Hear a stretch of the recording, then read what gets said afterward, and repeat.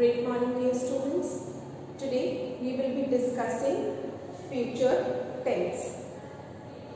Actions which are yet to happen or a state which does not exist, which is yet to come or yet to happen at a certain point of time after the time which is now.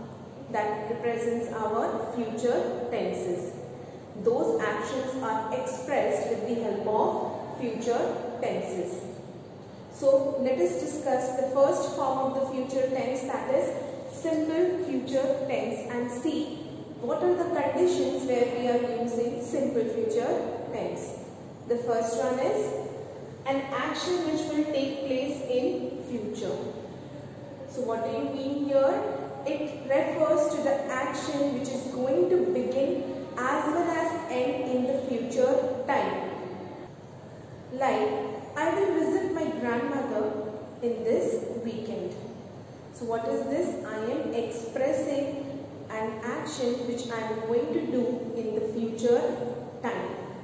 So which word I am using here? I am using here will. So will expresses the future time. Now, which are the other words, which are the other auxiliary verbs which are helping us to express the future time? It is going to, will and shall. So, when we are using going to, when do we have to use will and when are we using shall? Let us see that first. Going to, first one. Going to is used when we are suggesting some kind of decision taken by us or by any other person. So expressing our decision for the future action, what we have decided to do in the future, that is expressed with the help of going to. For example, I am going to take admission in the MBA college after I finish my graduation. So what I am expressing here, I am expressing that, I am telling that what is going to be my future action, my future decision, the decision which I have made now for my future action. So that is why I am expressing it with the help of going to. Okay. The next one is will. We generally make use of the will for our future tenses. Where are we using will? When we make certain promise. I will definitely attend your birthday party. So I am just making a promise to my friend that I will be present. Okay. Next, will I help you? Will I get you a glass of water? So that is why we are using will for offering help. Okay. Or sometimes we are using will to make some kind of request. Request, let me give you an example. Will you help me to move this heavy table? Okay. So this is the way we are using. Or we are also using to express our views and also to request and help, offer, and if we have decided something. Okay. Like, I will take care of my parents when they are old. So what I am doing here, I am expressing my views that what I am going to do in the future time. So I am using will in my sentence construction. Next one is shall. The use of shall has been very much restricted these days. We were using this with the help with the first person, that is I, okay, or we, I shall, we shall. But now these days we are generally using when we are asking some kind of questions. Shall I help you? Shall you bring me a glass of water? Okay, so this is the way we are using and forming our simple tenses in the future form. Now let us read the second condition, planned action in future. As I told you, if I have any planned action, if I have planned something to do in the future, that is expressed with the help of simple future tense. The example of this I can give you. I will distribute food to the needy people when it is my birthday. So this is how we are expressing our action which we are planning now for the future. The last one, refer a general statement about the future. Refer a general statement, something that we future. The example of this I can give you. The prices of the oil will rise by the next month. So what I am just making a statement, or I am expecting that is going to happen in the future, that the prices of the oil will rise by the next month. So this way we are expressing our simple future tenses. So I hope this is also clear when we are using going, will and shall. Now let us see the structure of our simple future. It is subject plus will or shall, or sometimes it is going to plus V1 form of the verb plus the object. As I have made it clear with the help of the examples for explaining this is the sentence formation. The subject will come first, then we use any of these auxiliary verbs to express our future time, then the base form of the verb, V1 form, the original form of the verb, and then comes the object. Okay, like I will cook dinner tonight. I becomes the subject, will is used to refer to your future time, cook is in the V1 form, then the dinner becomes your object. So this is how we are forming sentences in the simple future tense. The next one which we are going to discuss in the future tense is the continuous future tense. As we already know, continuous tenses are those tenses which are going on, which are in the continuous mode. So that is why they are known as continuous tense. So what here refers about the continuous future tense? It refers to the actions which will be going on in the future time, which will be in the continuation mode in the future time.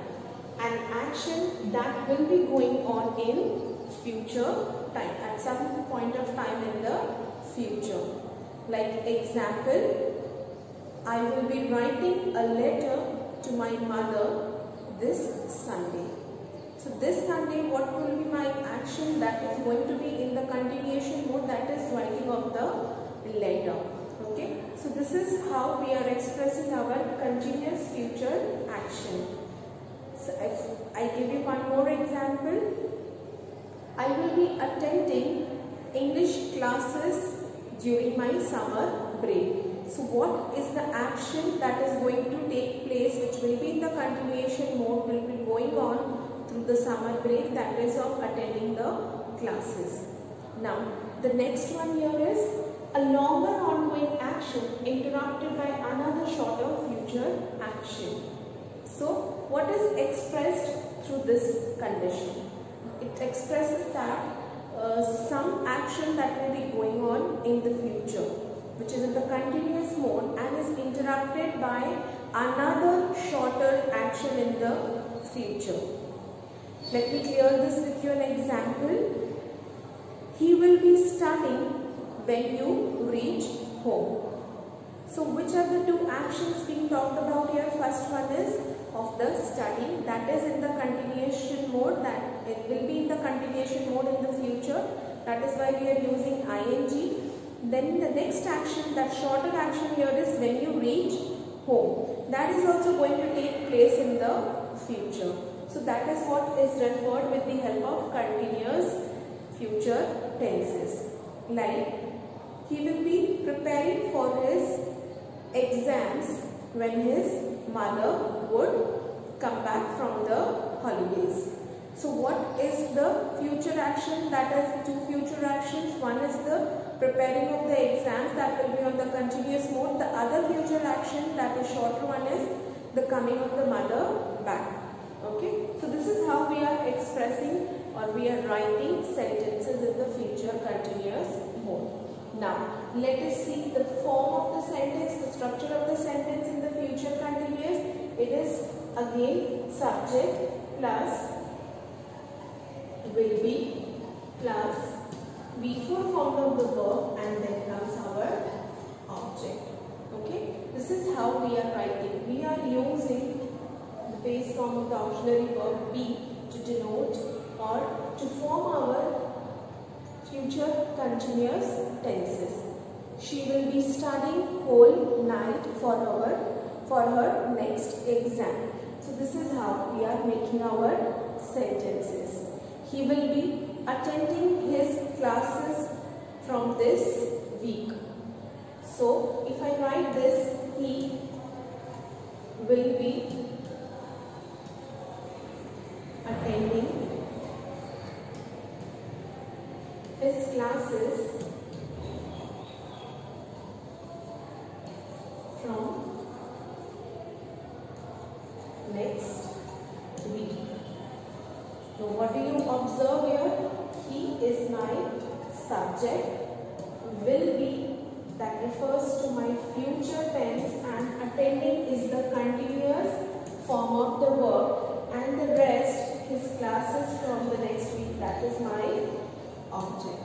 Okay, here the classes are the main object. So this is how we are expressing or writing sentences in the continuous future tenses. Now let us see for future perfect tense.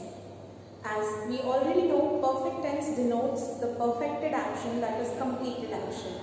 So what does future perfect tense refers? Refers to an action which will be completed before a certain time in future.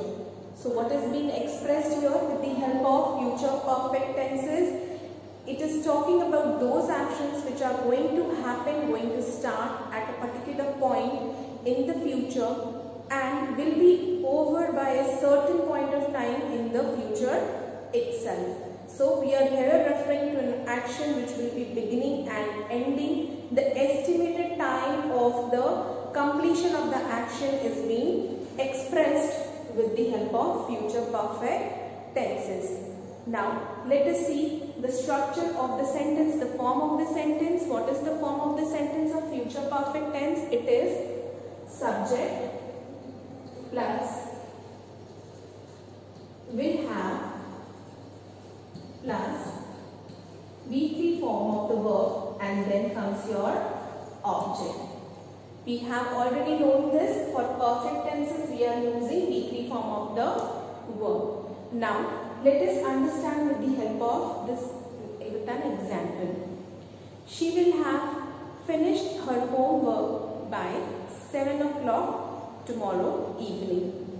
So what is my expectation regarding the completion of her homework by tomorrow? That she becomes the subject, will have finished. Finished is the V3 form, then our object. Like one more example. He will have driven his car from Mumbai to Delhi by next week. So what is the future action that is expected to get over by next week? That the driving of the car. Driven here, if you notice, is the V3 form of the verb drive. Now let's see for future perfect continuous tenses. So what does future continuous tenses refers? A long action before a particular time in the future. That it refers to the action which will start in the future, will be going on in the process and will be finished by a certain point of time in the future itself. So that is what is expressed by the future perfect continuous tenses. For example, she will have been writing her project till Monday. So what is the action? Will have been writing. Okay, the structure here is subject plus will have been plus the V4 of the verb, and then comes our object. Okay, what are we using here for future perfect continuous tenses? Will have be. This is used for perfect continuous mode. Okay, and will have is expressed for the future, and then the V4 form of the verb, that is ing form of the verb, and then comes our object. So this is the structure of future perfect continuous tense. Now let's read the next condition. future and will continue beyond that time. So this is what we are talking about, certain action which is going to begin at a particular point in the future and will be in the continuous mode after that particular point. For example, Suzanne will have been sleeping for 2 hours by the time her father returns from the office. So what do you observe here? That is, at a certain point of time the action will take place, and for that particular time is given here for 2 hours, and this will be continuing for that particular point of time, that is for the action of sleeping before the other action that is going to happen. This is how we are expressing sentences in the future perfect continuous tenses. I hope this is all clear to you. Thank you. God bless you.